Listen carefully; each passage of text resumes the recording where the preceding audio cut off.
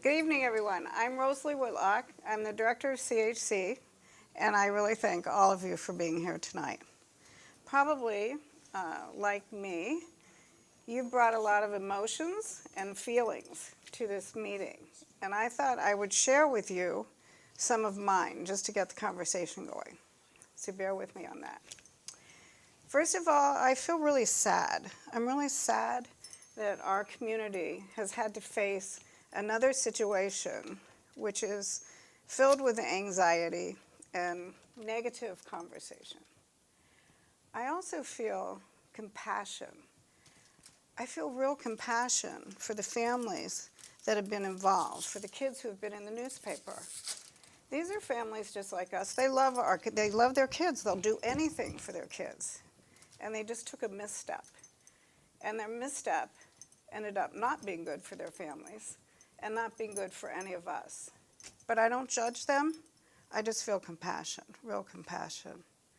I'm also concerned, as you. About 3 or 4 years ago, we all knew that challenges with teen mental health was on the rise. Kids were having more anxiety, depression, suicide, and we got together and said, we need to do something about that. At that time, CHC started the Teen Mental Health Initiative, and with many of our colleagues, we've been working tirelessly to make things better for our kids, to make them feel more resilient, to have more grit, to make them happier. And I'm really concerned that this situation we find ourselves in will take away some of the goodness and some of the positive things that have happened. I'm also angry about this. I'm really angry. Having worked with kids who are challenged for years, I'm concerned that the kids who have ADHD and who have learning differences, who really need accommodations, are going to be challenged about that, even more than they were in the past. I feel like they're going to be discriminated against even more. So I'm really angry about that. And I'm also angry sort of because of the divide between the have and the have-nots. So I'm angry that somehow some of the haves have found a way to scam the system so their kids could get what they needed or what they thought they needed. And the families, the have-nots, have not been able to do that. So that's discouraging. But even as I sort of wrestle with all of these negative feelings, I look out there, I see all of you who've come tonight. I see this amazing panel, and I feel hope. I feel real hope. I feel that we're not alone. You've come here to talk. You've come here to listen. You've come here with resolve that we can make things better and that we can change the narrative. So thank you for helping to instill hope. So now let me tell you what we're going to do. We have an amazing panel, and in a minute I'll introduce each one of them to you. I'm supposed to say you have cards on your chair, and what else about that? Write on the cards questions, and they will be picked up. Yes. Is that correct? Questions, you can write them on the cards and wave them around, and we will collect them and deliver them up there so that folks can answer them in the Q&A portion. Okay. And so then the way the panel is going to work, each of the panelists will have something to say to you, and then we'll follow that up with a Q&A and finally some statements about how we believe we can move forward with this. Okay with that? Everybody okay? All righty. So let me start by introducing our panel. Over here to my left, we have Dr. Ramsey Cascio, who is our own CHC Chief Clinical Officer. And next to Ramsey, we have our own Dr. Vijay Krishna. Vijay is the head of our teen mental health and also a child and adolescent psychiatrist. Next to Vijay, we have Meghna Singh, who is, many of you already know. She's our local teen mental health advocate. Meghna is a senior, are you a senior? Senior at Gunn. And she is the senior lecturer in our Teen Wellness Committee. Next to me, I have Elaine Berry. Elaine and I were working on LD issues many, many years ago. So it's really fun to see Elaine tonight. Elaine is the head of the Sophie Scholar program at Sacred Heart Prep. And over here, all the way to my right, I have our friend Denise Pope. Many of you know Denise. She's a senior lecturer at Stanford, and she is the co-founder of Challenge Success. It's an amazing, amazing program. It's in schools all over the United States and in Europe. Canada and Yeah, a few other places. right. And it's making a huge difference. So please join me in welcoming all of our panelists. Thank you for being here. And I think Elaine, we're going to start with you, Denise, right? Right, Okay. that's what I've been told. So Okay. I am thrilled to be here. And for those of you who know me, you know that I tend to start out my talks with the very same exercise every time. I don't think it's ever too many times to think about this. So I'm going to ask you to think about how you define success. And to turn to a partner, and this is going to be really, really quick, and just introduce yourself and think about how you define success. About 15, 20 seconds. Go.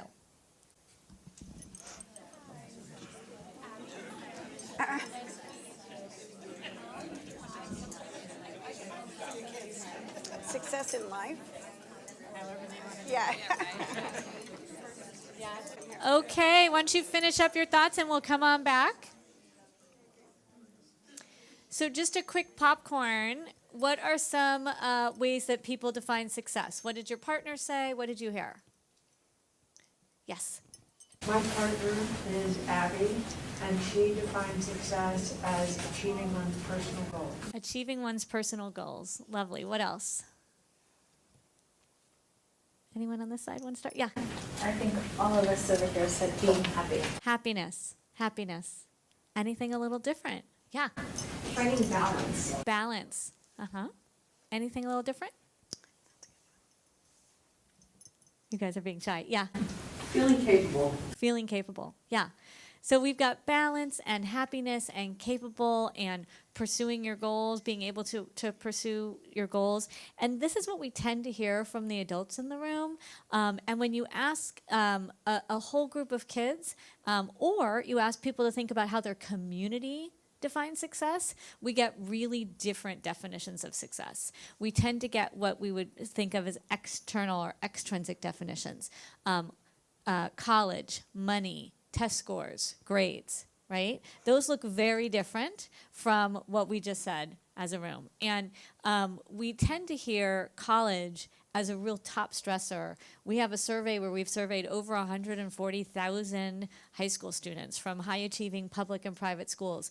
And the number 2 answer of what causes you stress and why, long before, well above relationships or boyfriend, girlfriend, or parent, family stress.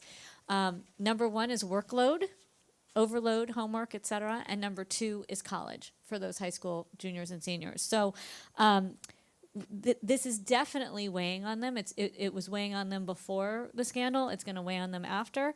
But they not only see this as a top source of stress for them, they really see it in terms of it's this or bust. So, there's a quote that we let the students write qualitative answers to the questions as well. And there's a quote that basically says, junior year is really important. It's so important. I have to do well on tests. I have to get top grades. If I don't get into a top college, I will have a miserable life. And that is a direct quote. And there's college admissions people who say, it's Harvard or jail in the eyes of these kids. It's literally, they feel, another one said, if I don't get into the top college, I'm going to be flipping burgers at McDonald's. And there's this feeling of this decides your class in life. This decides whether or not you're going to make money. This decides whether or not you're going to be happy. They have a lot riding on this. And we decided to do research at Challenge Success because this was always the elephant in the room.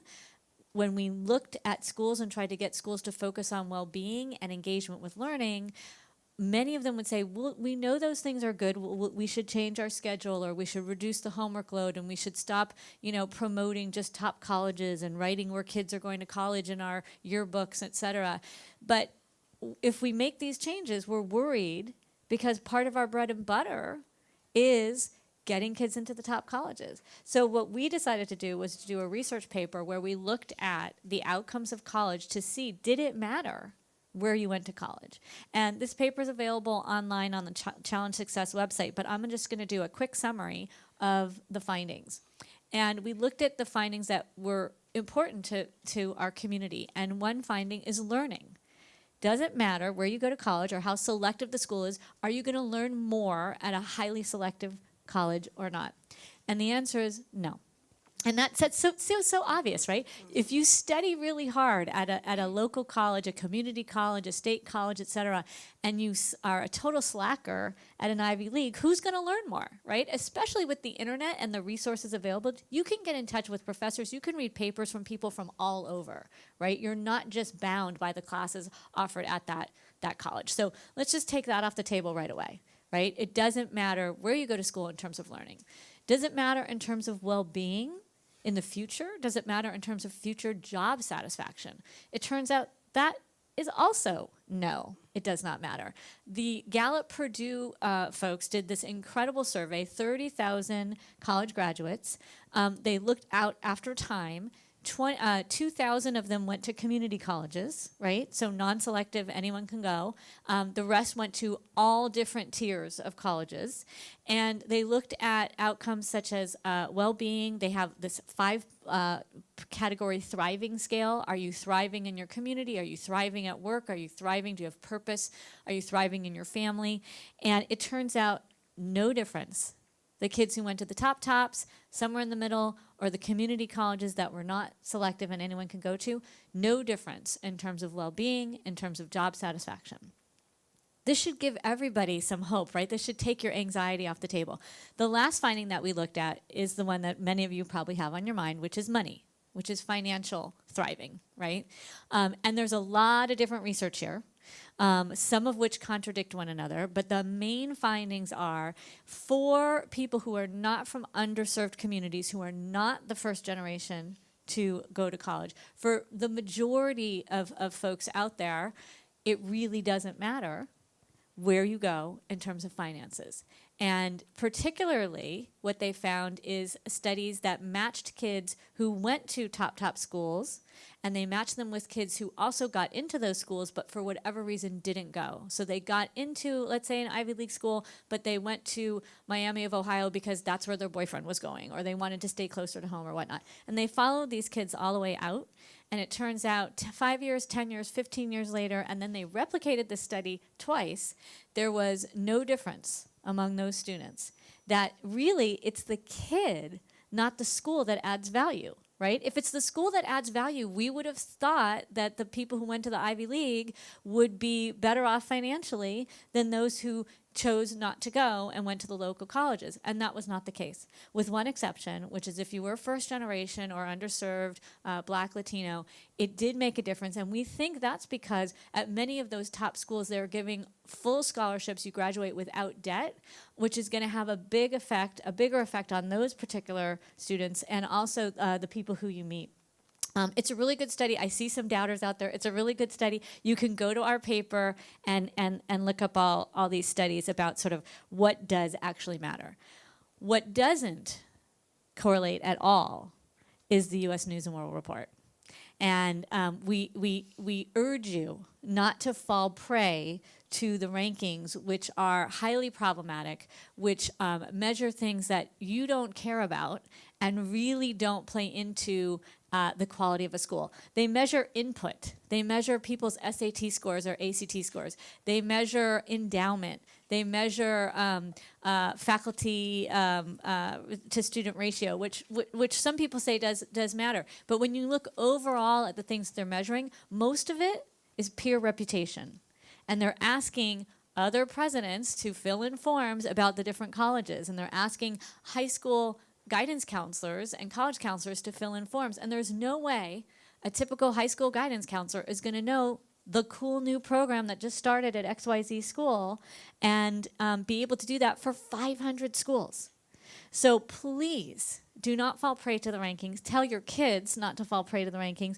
You want to be looking at many, many schools. There are 4,500 accredited universities, probably even more. That was 2 years ago, across the United States.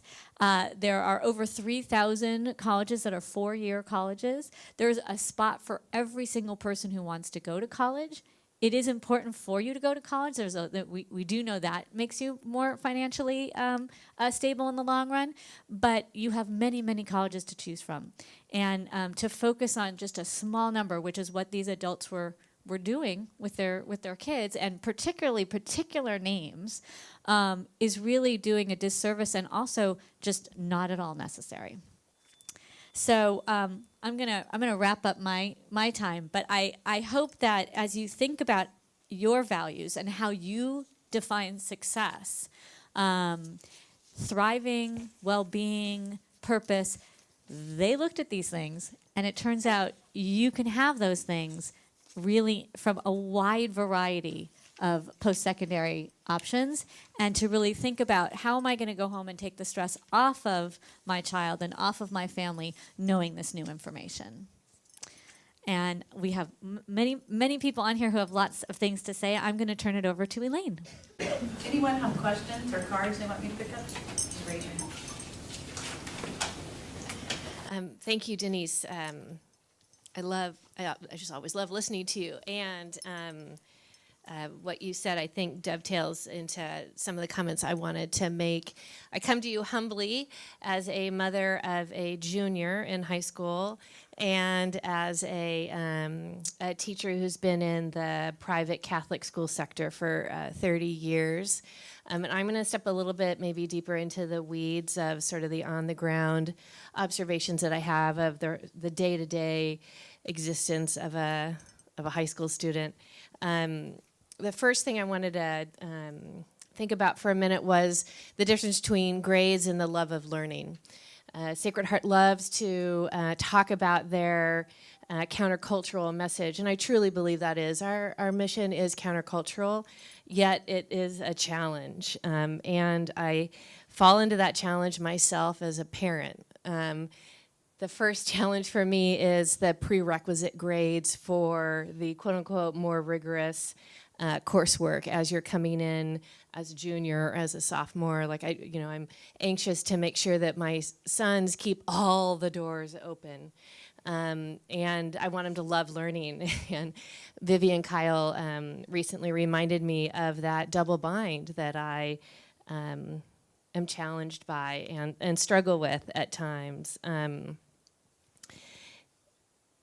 When you look at the experience of, okay, well, this is the only college you can think of, like 7 to 9 colleges in the U.S. when there's really 4,500, this double bind becomes really problematic for the students and for their ability to, what we're seeing in this unbelievable study is that we want them to engage and love what they're doing and meet their professors and question and research and get really into. I have a student in college right now who's examining the Eighth Amendment and what does it mean about your mindset towards the death penalty. It's super interesting, but that sort of engagement really gets me excited. So anyway, there's that countercultural stance, is finding that right fit, standing strong against this constant pressure around what college you can talk about and what college you can apply to. Two other triggers for me as a parent are the college counseling weekly newsletters with the long list of things that I should be thinking about, and that just puts my blood pressure up through the ceiling. Because I think about, oh my God, all these things that I'm not doing, right? Am I screwing up my children one more time? So the next The next piece for me is our teachers being on defense about grades, right? So when we're losing sight of the love of learning, and students are coming to them to talk to them, well, I don't agree with this grade that I was given in a class on a project on a paper, and that puts teachers on the defense. And I see it viscerally for new teachers. So whether or not you're new to teaching, but if you're new to campus at Sacred Heart, that can be a real challenge. If you're a teacher of color, that's another real challenge. And there's also this additional challenge around who the family is on campus. So if there's a building named after this family, or so what does that imply when this conversation is happening? And so already there's a challenge around this conversation with the teacher, even though really we've lost sight of the fact that we're trying to work on the love of learning and not actually look at the grade. And so it gets pretty tangled very quickly. And then if I look at the students, so beyond the teachers being on the defensive, but students, and what prompts them to either ask about these grades or actually step away and disengage, get stuck in they're blocked.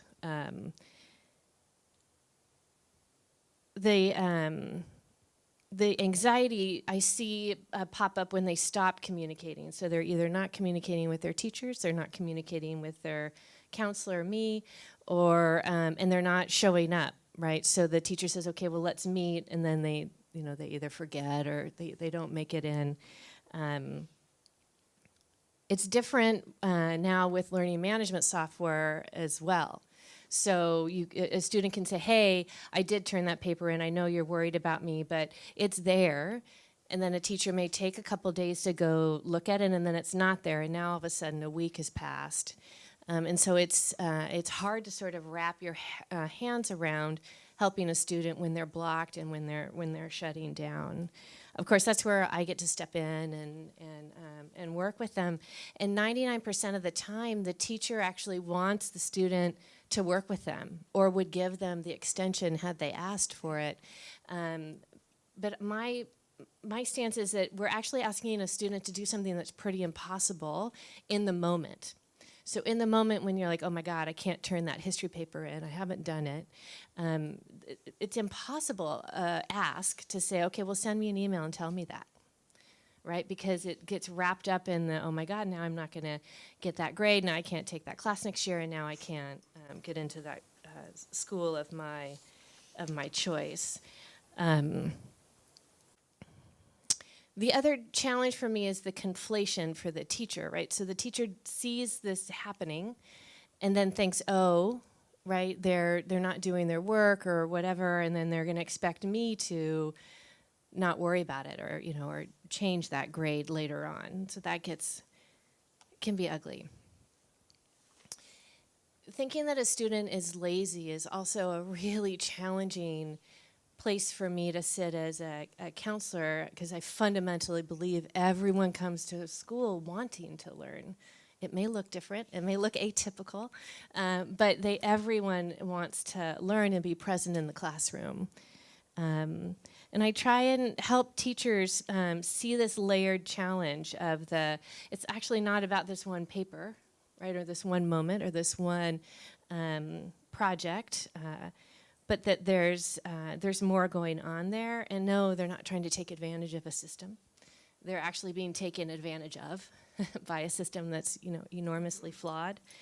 And so that mistrust, right? So teachers start losing focus on the student in front of them because it becomes sort of a combination of many experiences all at once, right? That's a challenge. And then there's the type of grade, right? There's a difference in a conversation when we're talking about a B+ and an A- than when we're talking about a C- and a D+. And there's a disproportionality to that as well. So I spend a lot of, I push out my voice as often as I can when I say to our school, well, who are getting the C's and the D's, right? And are we really truly looking at what we're doing to sort of continue the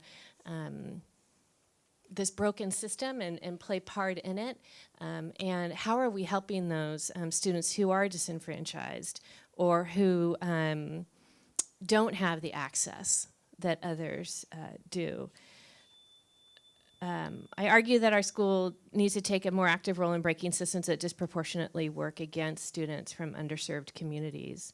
And are their voices included at the decision-making tables, and why not? And finally, the right to come to accommodations from a personal point.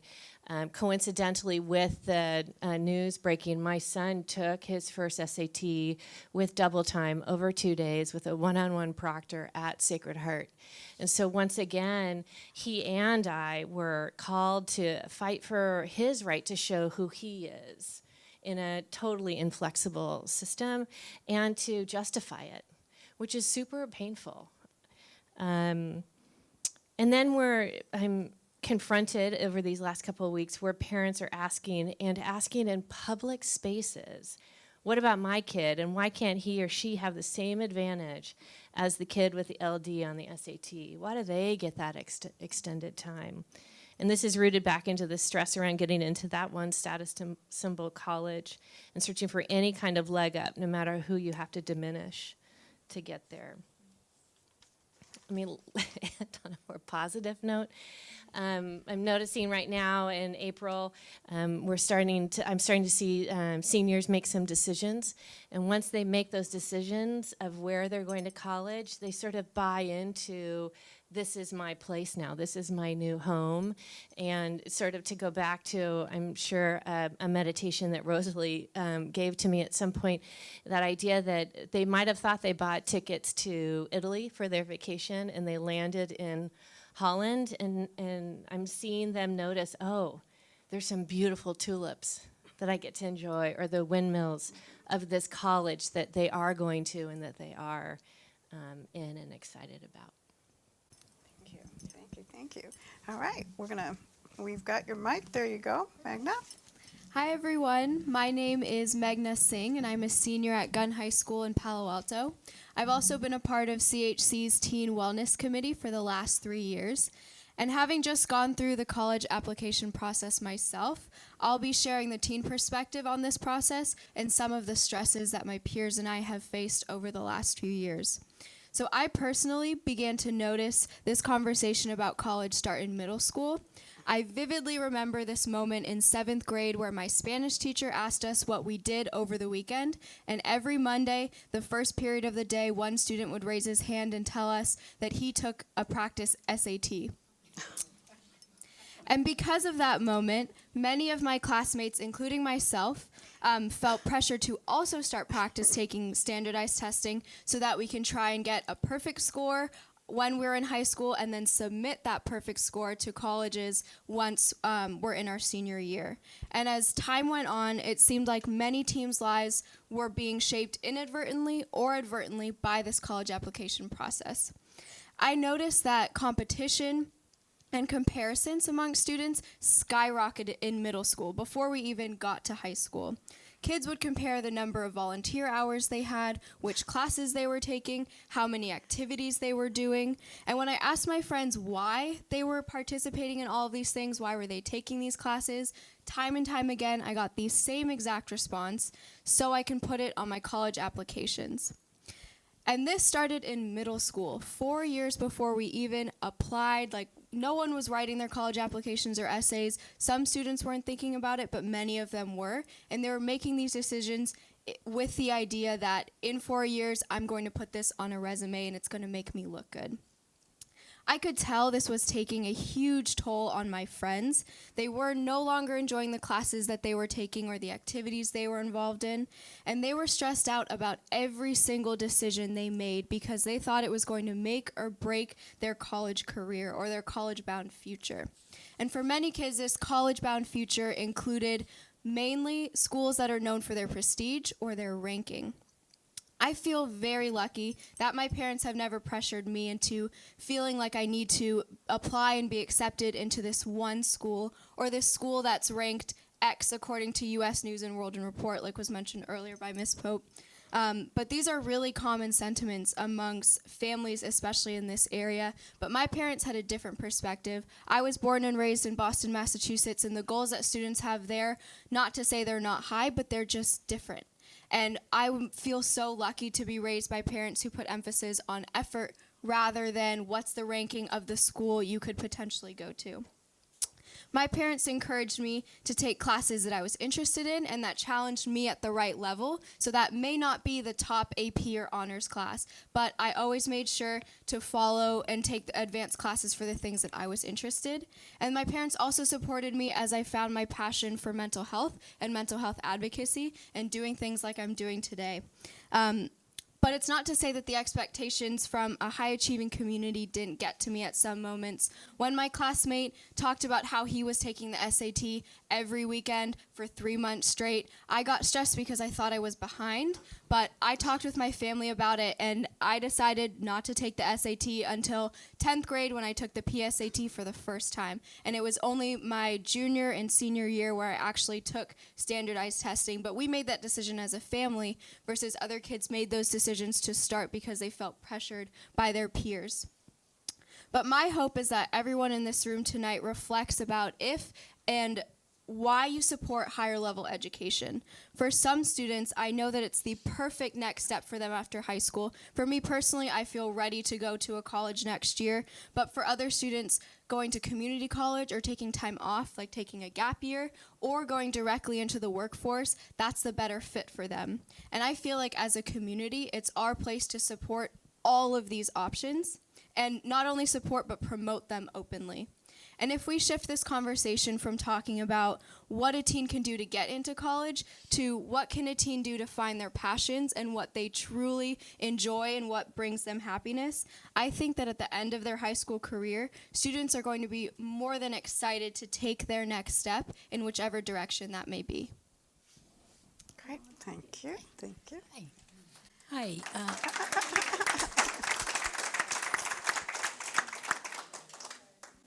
Thank you, Meghna, for sharing your thoughts, and also to everybody else. I'm Vidya Krishnan. I am a child and adolescent psychiatrist. I've been practicing for the last 15 years, and the perspective I want to bring, obviously, is from my office. What I see every day, what I deal with every day with the kids who are stuck in this particular pattern for all kinds of different reasons, and not of their own choosing in many cases. My way, many of them brought up the idea of the mindset with which we approach this whole situation, and that's the thing that I promote, because that's what I get to hear in my office every day, is how they think about all this. And there are multiple ways of thinking about anything, obviously. There is a fixed kind of mindset where you believe that what you have or what is already established is what's going to lead to long-term success. Whereas I have, I'm X smart and this is my IQ and therefore this is what my life is going to be like. It's a fixed mindset. But as a growth mindset, basically is saying, you know what? Yeah, I might start out with XYZ ingredients, but what I make out of it has a lot more to do with where I'll end up than what I started out with. Because people of all kinds of abilities, given the right environment and the right abilities and the right effort, what we get, what we put into it, has a lot more to do with the outcome that we will experience as compared to what we started out with. I've seen people make tremendous progress with very little. I've seen people with a lot not be able to do very much at all. And it's made me a firm believer in the growth mindset. And that is what I promote. How does that apply to college applications, you ask? Let's imagine a teen A who believes very strongly that, you know what, if I get into college A, I am going to be undoubtedly successful, as compared to teen B, who is a different person who basically thinks, I can make wherever I go successful. It doesn't matter because it's me. I bring myself to the table and I am the most important ingredient. They provide a nice space. Maybe it's a fancy kitchen that I get to cook the recipe in. I'll still get a great dish at the end of it. Doesn't really matter, which obviously is borne out by a lot of research, as Ms. Pope shared earlier today. But that is the idea. So putting that in an analogy term, that's the same thing as saying we are all so focused on being in the right station. We should be trying really hard to get on the right train, not in being in the right station. Because you might be standing in the right station, you catch the wrong train, you're going in the wrong direction. That's just what's going to happen. And this is a very important concept. Yes, if my goal, which all of you define success here as adults, as a all of them I can summate as saying, if we think of that as the equivalent of, say, climbing Mount Shasta, getting into college is like getting to base camp or your trailhead. You've not even started the hike. The hike is really getting on top of that mountain. And if you are at base camp, maybe college A has better facilities and closer restroom access, but it's not going to change how you're going to climb the mountain. You still got to do it. Training and practicing and preparing to go up there has a lot more to do with whether you're going to be up there. So you are probably at the same start line, whether you start at trailhead A or trailhead B. You still got the same thing to do. And so what you do there has a lot more to do with what's going to happen eventually, and that's far more valuable and more important. How does that come back to what I see every single day is the level of anxiety around kids who are going in. If I believe strongly that everything rests on getting into college, it is going to create a sense of irrational fear in me for the worst possible outcome. I am going to be doomed to failure if I fail to get into college A. That is going to be the way I look at that situation. What is an irrational fear? Anxiety. That's the dictionary definition of anxiety. You just already have the ingredients for the start of anxiety right there. And now if we look at that, the other aspect of it, I'm quote unquote a child and adolescent psychiatrist, but I actually see young adults as well. Can you imagine the number of young adults who have got into quote unquote the college that they dreamed of, come to find out they have put so many eggs in that basket and squished themselves to such a point just getting in that they have nothing left once they get there? Because in their head they think, once I do this, I'm done. They have finished maybe 1/5 of their lifetime. The life expectancy for us is somewhere around 80-something years, right? If everything goes well, that's the American life expectancy.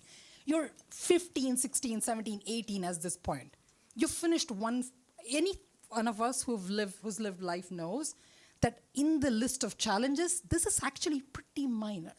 In the kinds of things that life has in store for us, if this is going to freak you out to this level, and you are this freaked out about this in the level, then proportionally speaking, that is problematic. And the number of people, we talked about teen anxiety getting into high school, the number of kids I see who are in college, sometimes the college of their dreams, who are absolutely miserable, who do not know how to make it work because you reach so far, so hard, in a place that was really not fitted for you, and the level of challenges you buy willingly and put yourself through to make that dream a reality now is unbelievable. We are not setting our kids up to go to this particular college because that is the easiest part, actually. Getting into college, despite this conversation, actually is the easiest part. Going there, making a success of it, and then figuring out how to make a life out of that is far harder. And we are failing our children when we don't take into account that second part of this particular conversation. And that's really, really, really significant. So the way I wanted to kind of wrap this up is the saying, any one of us who's done anything important knows that how you begin something has far less to do with how we end up. I can give you multiple examples. The wonderful promotion you waited for, the beautiful wedding you staged has nothing to do with the marriage you're going to have after, just as much as the college you get into has nothing whatsoever in the least to do with how life is going to work. And this is not research-based. It's just practical experience from seeing gazillions of kids over the last 15 to 20 years solid. Every single day, hour after hour in my office, talking to them, that's what I've learned. And I'm going to pass it to Ramsey. That's great. That's great. Thank you. I'm so glad we're having this conversation this evening and just so grateful that you're all here today. One of the things is, both as an administrator here at Children's Health Council and a psychologist by training, the headlines is really hits home for us here at CHC because we work with and are fierce advocates for young people with learning differences, young people with mental health issues. And really the headlines have been an attack on the LD community and the community that needs accommodations and needs support. As folks mentioned earlier, there are all these questions now within an imperfect system that already exists, and all the stigma that exists. Now there are further questions about accommodations and the need for them. And that's very concerning. And, you know, I'm here to let everybody know and be very clear that learning differences and learning disabilities are real. They are organic, brain-based differences that exist. And accommodations are critical for young people who have these differences, not to get an unfair advantage, but to create equity for those who don't have those types of differences. And so just to kind of reassure everybody, to let folks know how evaluations are done, we do evaluations here. About 50% of the work that we do with kids are evaluating them and diagnosing oftentimes ADHD or a learning difference. And there's a very set protocol. Psychologists are mostly legally and ethically bound by evidence-based practices. So we here at CHC take a team approach where we usually have 2 or more people who participate in an evaluation. Doing an evaluation is like detective work. We take data from lots of different sources. We interview parents, we interview teachers, we give objective inventories to the adults that work with the child. We do actual objective testing. We will go to the school and observe the child. We'll observe the child in our session. We will review the records. And then we take all that information, we put it in front of us, and we use this term in the field called convergent validity. So where do all the chips fall? Where are all the arrows pointing in terms of what's going on? And it typically is very, very clear with all of those data points, typically the most part point in a direction or two that really helps us to identify if a young person has a learning difference or attentional deficit hyperactivity disorder. It's very clear. It's not a label that you can just slap on to a kid with ease. There has to be data that supports the diagnosis. And then, of course, with the diagnosis, there are very clear accommodations that we know are effective for young people to help, again, with the equity piece, compared to their peers that don't have those differences. And so, and we also individualize accommodations based on what we know about a child. The other thing we as psychologists do is we also use our expert knowledge in child development to also inform us. So we have knowledge based on a child's age and grade, even with a presenting diagnosis, where they should be and how they should be functioning. And we use that information too to inform us about what's going on diagnostically. So it's a very systematic process that we use. And I was actually talking to a colleague today. One of the things that's really important to note is that to date, there is still no research. Let's say somebody that is typically developing does get accommodations. There is no research to suggest that typically developing kids that get accommodations do much better. It doesn't do anything for them because they're already at where they need to be at in terms of their level of academic and intellectual functioning. So giving them an extra 2 hours doesn't really help advance them in any way. So that's an important thing to sort of tuck away in the back of our minds. And I hope that the community can continue to be advocates for young people that have learning differences or have mental health issues that interfere in their functioning and in college admissions. That's So great. I Okay, get, Ramsey, you're gonna take yeah, it. I have a few. I get to do a few last words before we go to the Q&A, and so I want to tell you what does matter when you go to college. What are the things in the research that make a difference? And it's going to piggyback off of what everybody just said. It actually is engagement. And if you are able to engage fully, right? But just like you got to get on the right train. You have to know, how, go talk to the conductor, right? What you're going to do is find professors who care about you. Find professors who are interested in you and will help you pursue your dreams.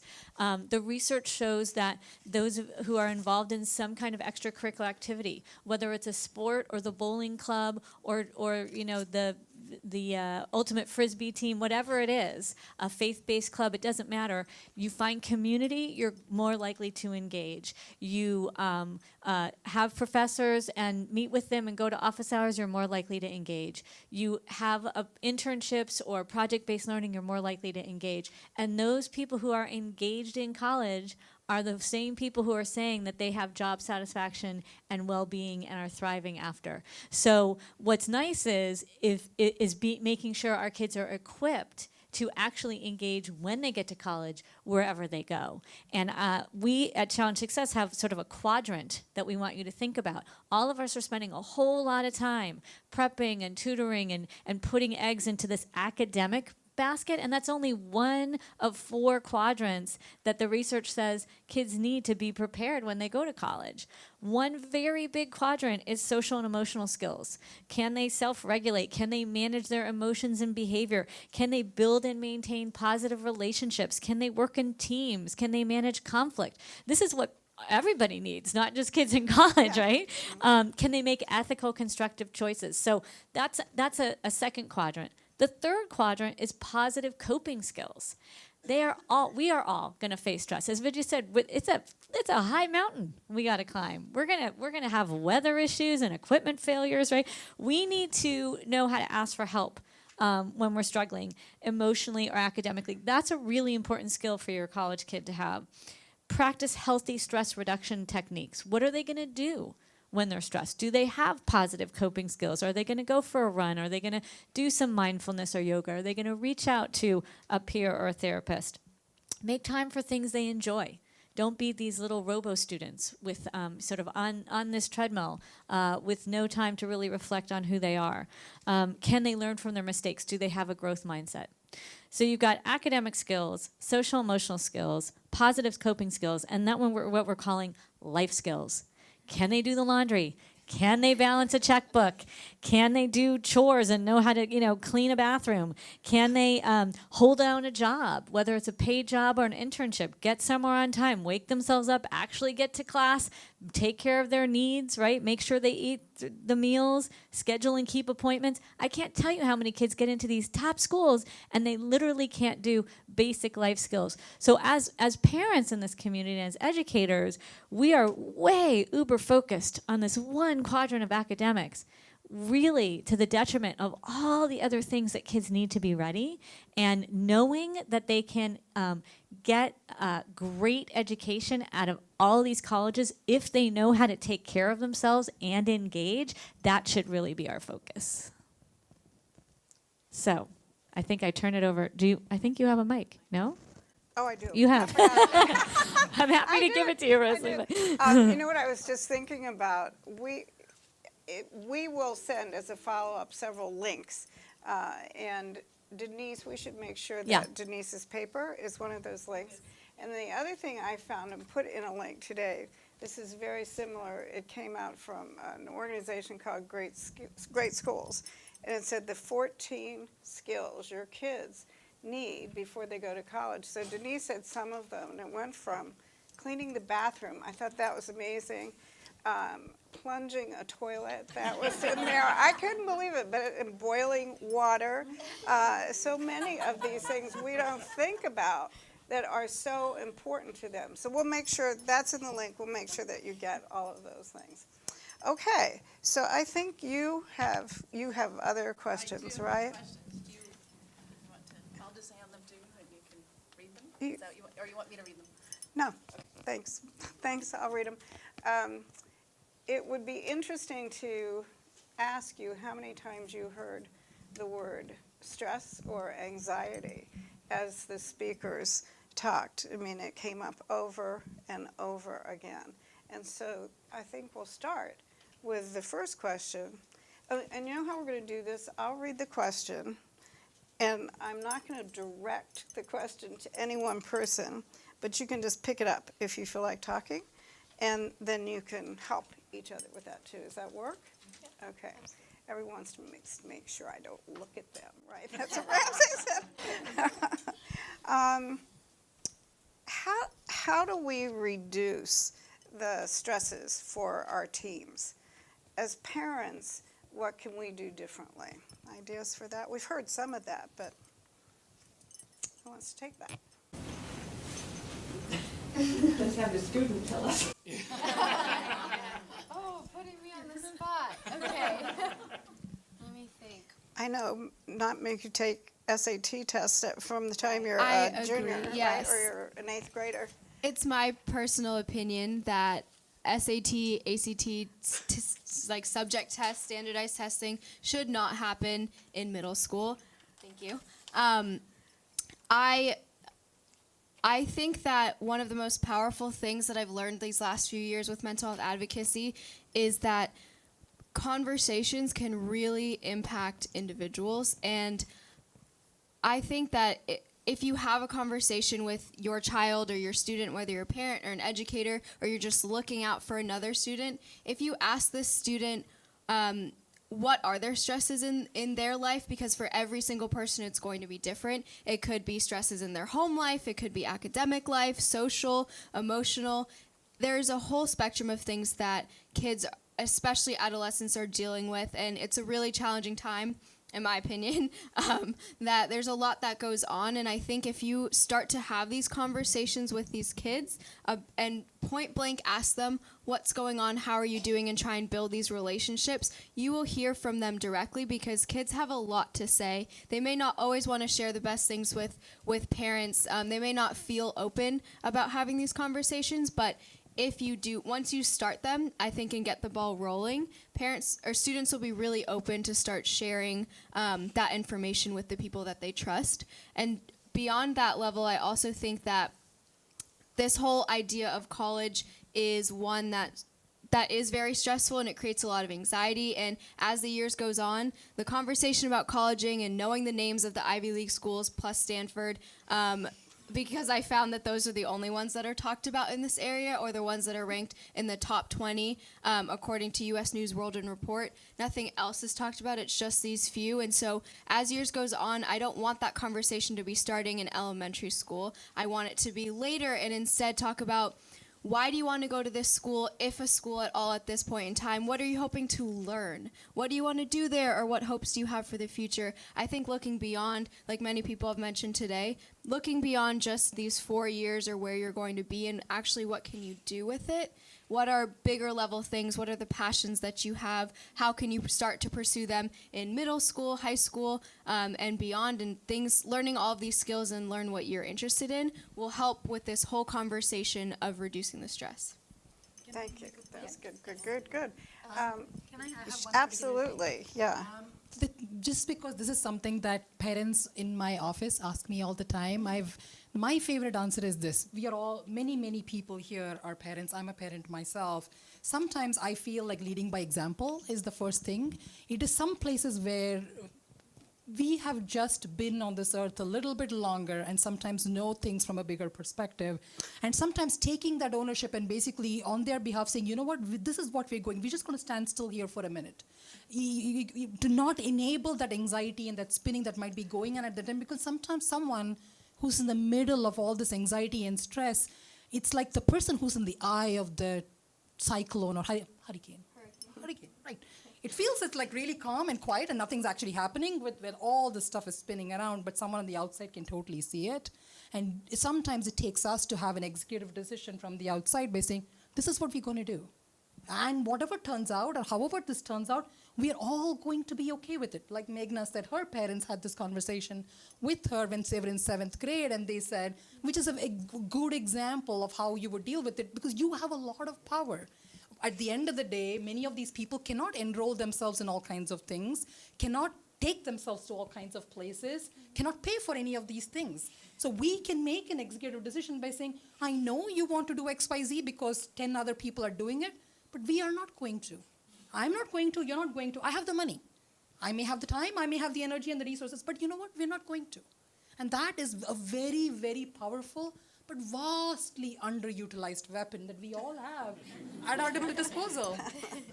That's a good one. All right.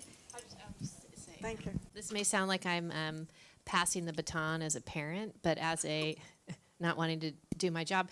But as a teacher, the building your trusted adults, your circle of trusted adults on the campus where you're at school. So I know there are moments when my boys are like, yeah, I don't really want to talk to you about this, right? I haven't processed it all yet. I'm not totally ready. And what does it mean if I say this to you? Like, how is that going to change our relationship, right? Because you're the mom. So knowing that they have access to adults who love them and care for them, and who by nature are countercultural. Teachers tend to be that way, right? So encouraging that. So, hey, maybe you can't really articulate to me today how you're feeling or what's stressing you, but I know you really love, Mrs. Bozen or whoever it is on campus. Why don't you reach out to her? I know she'd love to talk to you. You good? Okay, all right, thank you. This one, I think we can hit on pretty easily. And actually, Ramsey, I think you'd be good to start with this. You waiting to hear? People ask us this all the time. What are the key indicators that we see, even if a kid won't talk, that the kid is really stressed? That's really important as adults to be able to identify when a young person is stressed, and even when that stress might be tipping over into something more concerning and more problematic. So we definitely see a lot of the classic signs. Lack of sleep. Magna, you might know a bit about that. But when young people are not getting their sleep, we know there's huge implications for not sleeping well on so many levels, emotionally, psychologically, academically, et cetera. So trouble sleeping or sleeping too much. Difficulty concentrating is something that we see. Anxiety, the sort of, Dr. Krishnan mentioned, the sort of, it's almost like an obsessive, excessive worry about things that can't be controlled. A lot of young people move in that direction. Sometimes we see shifts in eating, some isolation. We see young people who are really stressed out beginning to isolate and disengage from interpersonal relationships, whether that be family or friends. So those are just some of the common indicators that we see of young people who are starting to get stressed out. There's also another thing that when you see a young person who is typically balanced start to become unbalanced, so starting to relinquish some of the activities that used to bring them a lot of joy, whether it be reading or drawing or horseback riding, and really not engaging in those activities anymore, and maybe over-focused on academics and sort of perfectionistic tendencies around work and school. Okay, thank you. Anything else on that? Okay, we keep hearing, and this is true, we keep hearing about the right fit. Find the right fit for your kids. Find the right fit, not look at the top schools, anything like that. How do you figure it out? How do you figure out what the right fit is? I can take that, and then I have a feeling Elaine will say some things too. So there's a Wall Street Journal article that came out this weekend where we actually list some of the questions that you should think about for the right fit, and we're going to pass that out. We're going to send that as well after this talk. So you want to ask questions very similar to what I was talking about with the engagement list. One would be, and Meghna said it, what is it that you want to study? Instead of where do you want to go to school, why do you want to go to school? Because the answer to that question is going to help you decide. There are people at Stanford who don't even realize we don't have the major that they intend to do, right? They haven't really done their homework. So what kind of things interest you, get you excited about that you want to study, and find schools that offer those offerings, right? Another question is sort of, where do you want to do this? What kind of settings do you feel comfortable in? Whether that's big, small, coffee house vibe, rah-rah, whether it's location, geography, close to home, far from home, cold weather, a school with a campus, a school with lots of buildings in between. We list a whole bunch of these questions.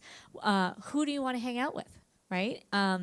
That's important. Where do you do your best work? What kind of supports or resources do you need, particularly with the communities that we're talking about here?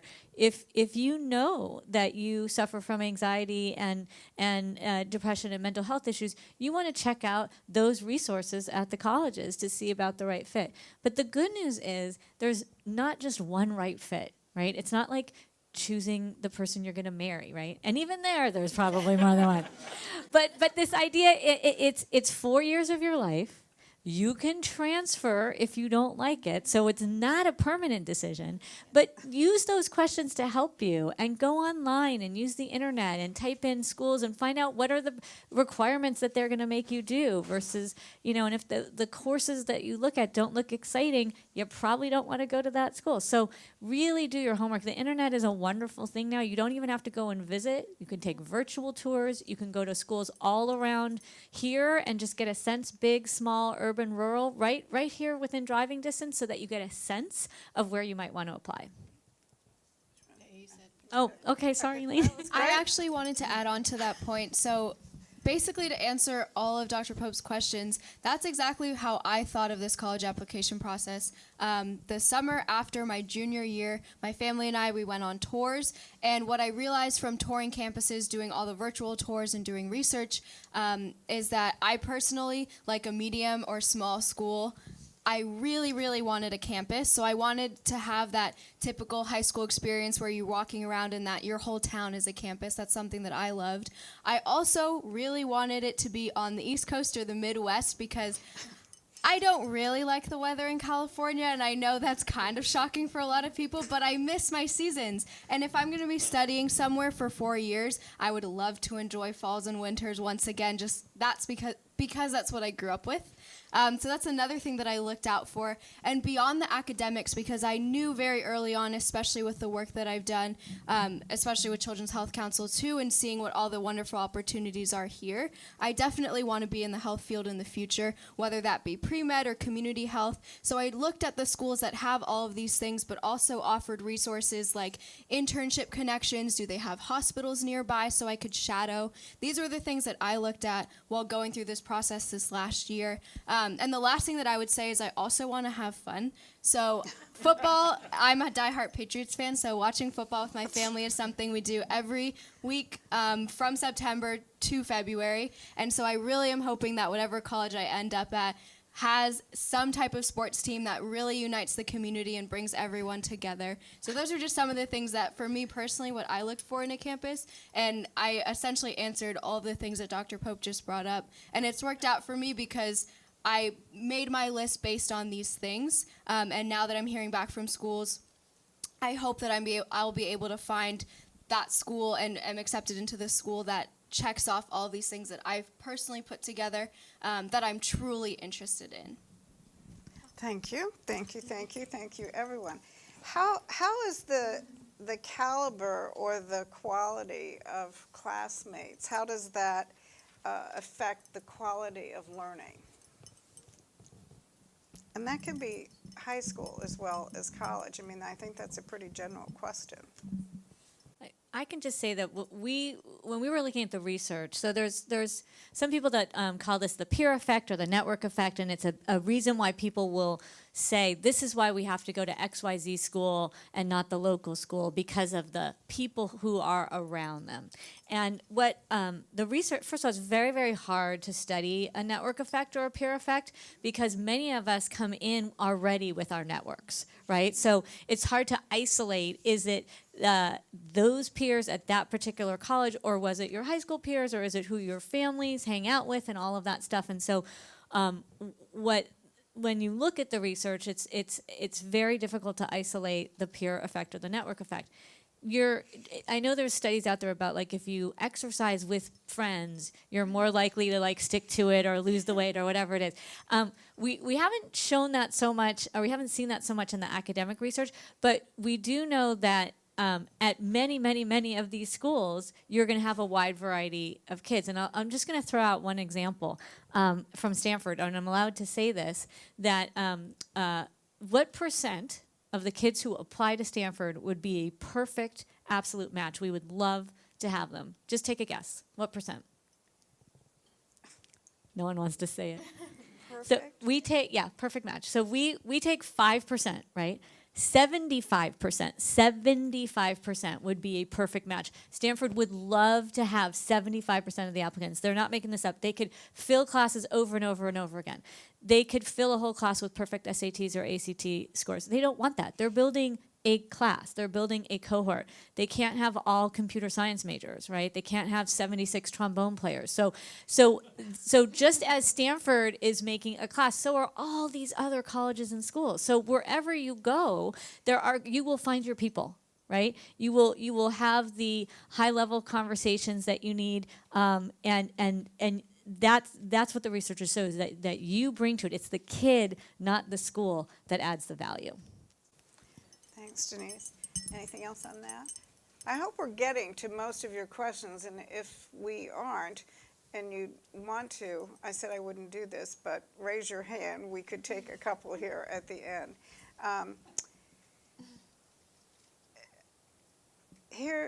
We've talked about this. There's a couple of questions around this. We've talked about this a little bit. We can just hit it one more time. Do you think that the admissions scandal is going to sort of permanently and negatively affect LD kids in getting accommodations, especially for ACT or any kind of testing? What's the long-term impact going to be? What's our thinking about that? I can't comment on that except for to say that's probably one of the deepest fears I have, beyond the pervasive and over time distrust of extended time being an accommodation and not an advantage, right? So I think some of these fears have always existed. This just was sort of an opportunity to jump on it and say, yeah, right, I've always felt that way. So kind of a confirmatory bias experience of, I've always thought that it was, unfair that Susie got a half an hour more on the math test. And we know that that's not true, but I think that, at least as my experience as a teacher and running the learning support program, that was the hardest piece of the stigma to battle. So I'm hopeful that this is not indicative, or that these challenges, these conversations are not indicative of something coming forward. And maybe my hope is that, this community is so well organized and so thoughtful in our approach to caring for our students. I'm hopeful that that's where it's going to sit and continue. It does make you think about bigger things, right? The assessments in general, right? And how do teachers actually do time studies on, is 30 questions in an hour on a math test too many? Right. I don't think we do that at Sacred Heart, right? So there's that for me, that there's a bigger question out there for me. Okay, anything else? Yeah, I agree with you. I'm not sure that it's going to make things worse. I think it's always been an uphill battle with the LD community, just again fighting for rights, and so this is no different. I like to sort of reframe this experience and try to say, this is an opportunity, and kind of what we're doing today, to have these conversations, to re-educate people about learning differences and accommodations. So in some ways, we've taken something terrible and really created a platform out of it where we can really help people understand what LD is, and ADHD and other diagnoses that require accommodations, and have these conversations now. And the hope is that as we continue to talk about it, we're continuing to move the needle on reducing the stigma and increasing awareness. Mm-hmm. One more thing I wanted to add to this, because obviously this has also been all the time that I've been doing this, is constantly writing letters and recommending various kinds of accommodations and support for people I truly believe need it. What is very important to recognize, jumping off of something you said earlier, Denise, for everybody who wants to go to college, there is a spot. This is not a race where we are cutting other people off to get forward. It's not like there is one victory prize that we are all basically eliminating people along the way. This is not Survivor.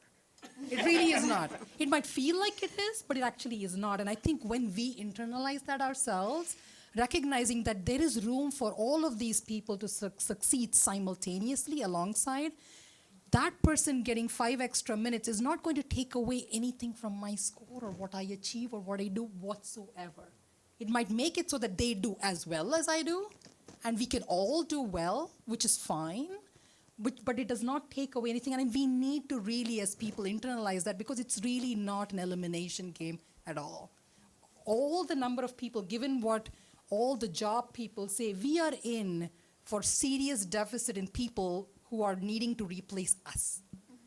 So all of these people need education, and all of these people need jobs to do, and all of these people need to succeed. They're all our kids. And it really is not. And I think that is an important point to recognize and kind of disseminate and internalize very significantly. Yep. Thank you, Vidya. If I could, I just wanted to add in this quote that it's something that I believe in, and I've also tried to spread this message across my high school campus and in the Bay Area, that one person's success is not your failure. This is something that if someone else is doing well, if someone else achieves something that's wonderful, they get that internship, they are granted that research money, they make that sports team, they letter in varsity, or they're the honored athlete of the week. I feel like a lot of students, because of this competition to get into college, to be able to put this on their resume, I think a lot of students think that if someone else is doing well, that means I'm not. But instead, I'm the kind of person who, if you have a success, I want to celebrate that with you. I want to give you the biggest hug, the biggest high five. I'll send you a nice message. Like, I truly want to be there to support you, because your success doesn't have any indication that I'm failing or I'm behind in any way, shape, or form. And so I think this idea that if certain kids get into certain schools, they're successful and I'm not. If we change the conversation to say, look, what is this education all about? What are you trying to do with it? Just because they got in doesn't mean you're any different or you're any less than. I think these are all messages that we want to take in conversations that, like Dr. Kausha just said, let's bring this to our families, let's bring this to our students and have these conversations and try and reframe everyone's perspective. Okay, great, thank you. You can answer this really quickly, Denise. Okay. And you may have already. Does the study that you talked about, was that a nationwide study or the Bay Area? So our paper summarizes many, many studies. Our study of 140,000 kids is across the nation. Several of the studies in the paper are across the nation. So, but look at, when you read the paper, you can see the different studies. Certainly the ones that I mentioned today were done with people from all across the U.S. Okay, thank you. So I'm going to put two together. This first one was directed at you and me. So I'm going to redirect it really quickly over here and get other people involved. The first one was, how do you think the College Board will respond to this situation? And then there's another question that says, how can CHC and the College Board respond to the situation? So what can we all do about that? I can't speak for the College Board, and they don't really love us, given some of the papers that we've written about them. But I will say this, but everybody's going to do more scrutiny, right? Everybody is going to do more, a better job at making sure that everything is above board. And right now they're scrambling and trying to figure out ways to even further enhance the SAT and ACT processes. When I was growing up, you didn't have to show an ID. I knew people who just switched papers, and then then that person just didn't turn it in. It was very easy to cheat on the SAT years and years ago. It's harder now, but boy, they figured out ways. They're going to work to get rid of those aspects as well. And more schools have said they're going to consider going test optional, which is fabulous. The College Board doesn't love that, but that is something that we like, because we also see that underserved students and students of color and first gen apply more to schools that are test optional, and it opens up the playing field even more. I think that in this question about what can CHC do. And with the College Board, it also is emphasizing what was asked before, and has to do with the backlash against kids who really do need accommodations. So what can we do to make sure with the College Board that that doesn't happen? And we've heard some responses already. I think the one thing that we're all doing already is talking about this, being really clear that so many kids do need accommodations, and all it does is level the playing field. So I think having the conversations, coming together, working to change the narrative. I actually am not so concerned that this is going to have a permanent effect on kids that have legitimate LD and ADHD diagnosis. I think it's another one of these very emotional things that are going on. But if we continue to be thoughtful and pay attention to what's going on, I think this is just going to be a blip. I hope so. Anyway, here's a specific question, if I can find it. It has to do with, as a parent, how can I help my child? What can I do for my daughter? And now I've lost this.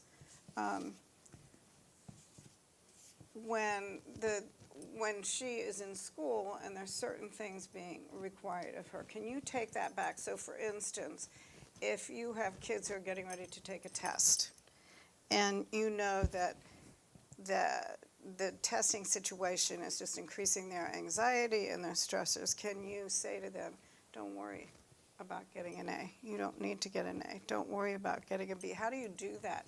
Especially if their teacher is saying the opposite.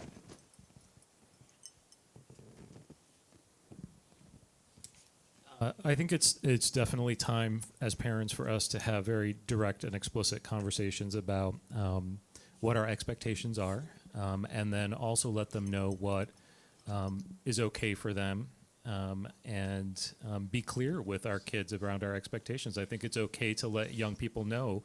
I mean, I have 3 kids of my own as well, and I'm very clear that we're really focused on effort, kind of the growth mindset. We really want you to see you put in effort. And that's what's important to us. You don't have to get straight A's. We just want to see that you're focused, that you're passionate about what you do, that you're engaged in school, engaged in learning. And I notice when I talk to parents sometimes about these ways of communicating, and when we first, about 10 years ago, we started talking about social emotional learning, there was some and social emotional learning within the schools. There was some pushback, sometimes covert, most of the times covert, but sometimes very overt. And I realized that the fear here is that somehow if we kind of pull away some of the expectations around academics, that we're giving them permission to not focus on academics or not kind of invest in school. And that's not what we're saying at all. What we're saying is school is important. The effort and engagement that you put in school is important, but it's not everything. That your happiness is important, that doing something that you're innately skilled at doing is important, that doing something that you're passionate about is important, that perfection is not attainable. And we have to be clear with young people about all of these things and just give them permission. So we're not saying just focus on social emotional learning and wellness, but don't focus on school to the detriment of some of these other things. And I think we have to have concrete and clear conversations with youth about that. I just want to add one thing, because kids will say to me, my parents are just saying, all we want is that you try your best. All we want is that you try your best. And that sounds like a really innocuous thing to say, try your best, but that's actually very stressful to a kid to hear. Because what does that mean, try my best? Does that mean take all the top classes? Does that mean study every minute? They don't know how to translate that. So we say that, just like when you walk in the door, you might say, hey, how'd you do on the history test today? What we say is actually showing what we value. And they hear, oh my gosh, that's the most important thing that I could have done, is take that test or finish my homework. You should be asking, how was your day? How are you feeling? Anything exciting that you learned? You know, focus on the whole quadrant and not just the academics. And this idea of, oh honey, you know, don't just try your best is actually very stressful. we love you no matter what is a much better way to go. And it's not all or nothing. It's not like Harvard or jail, ask them about the test, or slacker, right? It's not an either or. You got to find that happy medium. She's going to ask a question. Sure, sure. That doesn't stop at high school. When they go away to college, they still are looking for that question. And you still have to do that. Because they still are gonna say, it's not as much, but they still are gonna say, you know, you're still gonna say, how are you doing? And they're still gonna ask and be wanting your approval. And you still need to focus on, are you having fun? Mm-hmm. And not on what their grades are. And that's what I found is my daughter, who has learning differences, has transitioned to college, who was very anxious about grades in college. Yeah, it's just changing the narrative in so many ways. And all of this, I know there are many people sitting out there who are hearing things, and it sounds good. These are all good answers. But I'm also very mindful of how hard that is to do. It's really hard when your kid is hearing different things from different people, from different parents, from different kids, from teachers. And so I guess we've talked a little bit about this, but how do you hold your ground on these things? How do you make sure it's okay to ask questions about how you're feeling? How happy are you? When everyone else in the entire environment is asking the other questions. I mean, how can we help parents with that, I guess, is really key. I think that's important to say to young people that you know, here's the message, here's the value in our family or with us as parents for you, but you will hear these other messages from peers, from schools, from teachers, and we really want you to kind of develop in the way that is best for you and help them to predict that they're going to run into these barriers and pushback from the community about what the community defines as success versus what success is for them. And adding on to that, like I mentioned earlier, and it's come up just because it's a huge part of who I am, I was born and raised in Boston, other side of the coast, other weather patterns, but the one thing that my family has stayed true to who we are is our family motto, which we actually have framed in our house. It was there in Boston and it's here now, and I will take it with me to wherever I go to school and life and beyond, and hopefully teach the same motto to my own family too. But this motto is work hard, play hard. And like Dr. Cashow said, my parents too have put the emphasis on effort over results. That's the work hard part. And then what comes with that is also you should enjoy and have fun and spend time with the people who love and support you as well.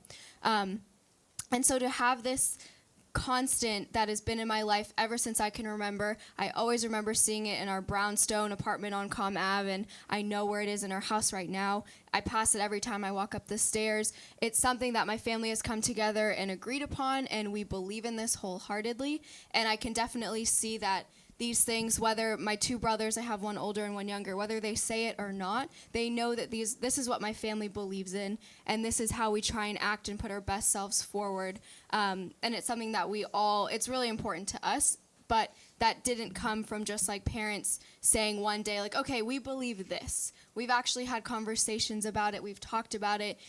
Now we've actually had an addition, work hard, play hard, and give back. That's been the newest addition to our motto, but that's a conversation that happened around our dinner table over these last 18 years of my life. And now it's really important and valuable to me, but I know moving forward that even if other families don't have these values, especially in Palo Alto, Silicon Valley, it's very different from where I came from, and that's okay. I'm okay to be different. I have accepted and I'm actually proud that I'm different and I don't have a lot of the common beliefs and sentiments that many people have, just because I think that adds a valuable perspective, whether it's in a conversation in a classroom or having conversations with adults at dinner parties. I think everyone's different experiences and what they believe in will add something. But when you're in a household, that should be up to the people in that household to decide and come together to think about. Thank you. One other thing I wanted to add also is that lead by example. You are your child's best teacher. Walking the talk is more important than talking the talk. If you apply a lot of this stuff in what you do, in your work or in your daily struggles, they see what your priorities are from the way you behave and the way you talk when you're not talking to them. The way you talk to other people. Even in the parents, I have parents who will say, I tell them not to worry, but on the phone is having this conversation with a friend about exactly that particular topic in a completely different context. The kid's hearing that. They're in the same room. They're not deaf. They know what's going on, and that's really, really, really important, because then they think, well, she's just paying lip service, or he's just paying lip service to me just to tell me what I'm hearing, I need to hear or feel like I need to hear. I don't believe it at all, because I don't see any evidence that that is actually true. And that's just as important. Yep, it is. Thank you so much. So we are going to say goodnight in just a second, but before we do that, the panelists, who are all wonderful, have a few ideas about next steps, and they want to share that with you. So should we start with that? Okay. You want to start with who? Go ahead. Or do you Well, want I think, why don't we hear from Dr. Cascio or Yeah, keep this conversation going. Don't let it end here. Go home, have conversations with friends, with families, with the community. Talk about mental health. Talk about learning differences. Become an advocate for mental health and learning differences. Understand it so that when you speak to people about it, when this issue, whether it's highlighted by the headlines or not, you can have a thoughtful conversation about this. And again, as Dr. Krishnan said, model it as parents, how you want your kids to be. I had 3 things that I wanted to share.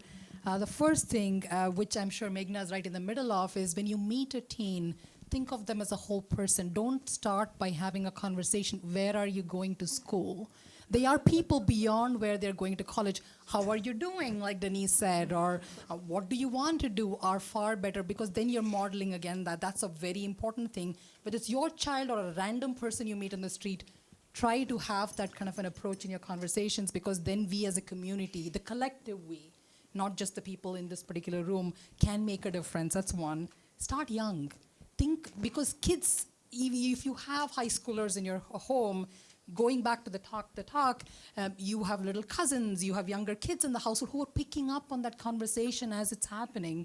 So keeping that and starting when they're really young, being very open and flexible in our conversations about future, even when you have your kindergartner, because they know what this track is. We all live in an environment where kids are very aware, they're connected, they know what's what.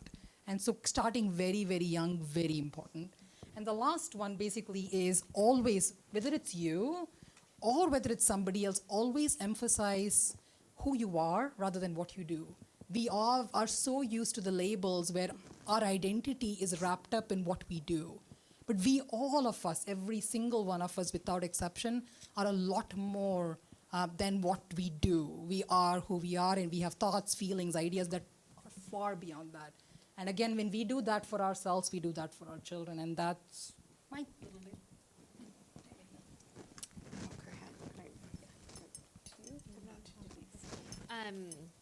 I said this earlier. It was building the trusted adults for your students or your children on their campus, and then also for you as the parents.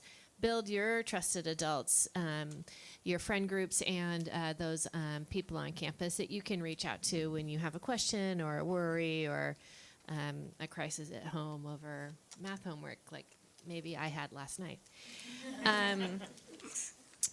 Go to the gap year and college fairs. They're super interesting, and they get you super excited about all these amazing schools out there. And I think Denise said earlier, the virtual tours. Oh my gosh! Like it just gets exciting. You know, it's fun to look at.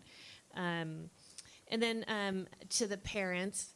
Find ways to self-care for yourselves, right? You are watching your heart incarnate walk through the world, and that's a pretty vulnerable state to live in. And